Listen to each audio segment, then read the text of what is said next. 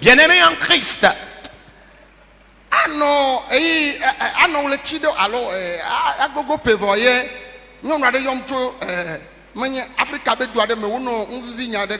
Il y a presque un an, une femme m'avait appelé d'un pays de l'Afrique et était en train de partager quelque chose avec moi. Et je lui ai posé la question, que s'est-il passé?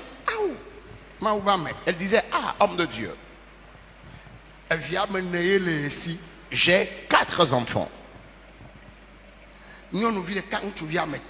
Une fille et 3 garçons. Et la fille a environ 11 ans. Jusqu'à ce que la maman ne s'en rende compte, ses 3 frères couchaient avec elle. Ces 3 frères, ces 3 garçons couchaient avec leur petite sœur, l'unique fille. Et la maman pleurait à chaudes larmes. Je lui ai dit, maman, vous savez la raison?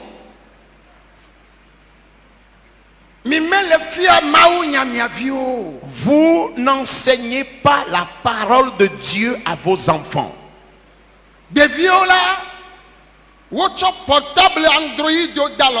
Les enfants sont toujours accrochés à leur portable Android.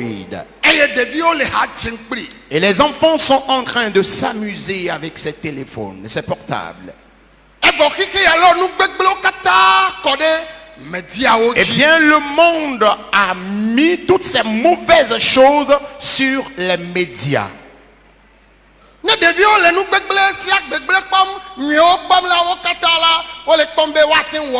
Lorsque les enfants sont habitués à voir de telles choses, ils sont toujours poussés à poser un tel acte. Et c'est une situation qui traumatise un peu. Il serait une affaire d'amertume et de chagrin. J'imagine déjà ce que tu as comme problème. Et je lui disais, c'est ce que je disais à la femme. Je lui disais vraiment, courage madame. Sans la parole de Dieu en nos enfants, c'est de telles vies qu'ils vont mener. Parce que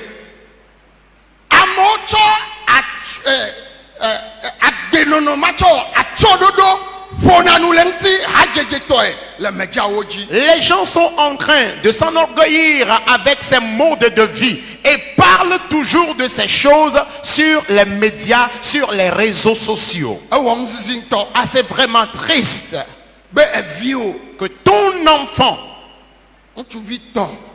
tes 3 garçons et leur fille ou leur petite sœur, l'unique fille parmi eux à l'âge de 11 ans, tous sont en train de coucher avec leur petite sœur. C'est vraiment triste, bien-aimé. Bien-aimé en Christ, sans la parole de Dieu dans le monde d'aujourd'hui, le monde serait pire que ce que nous voyons. Parce que le monde n'a pas peur. Leurs cœurs sont remplis de mauvaises choses. Alors les personnes ambulantes sont abominables, sans aucune crainte, dans l'impudicité. Ce n'est même plus que la chose est gâtée, c'est que la chose a pourri. Et je lui ai dit, conduis tes enfants vers la parole de Dieu.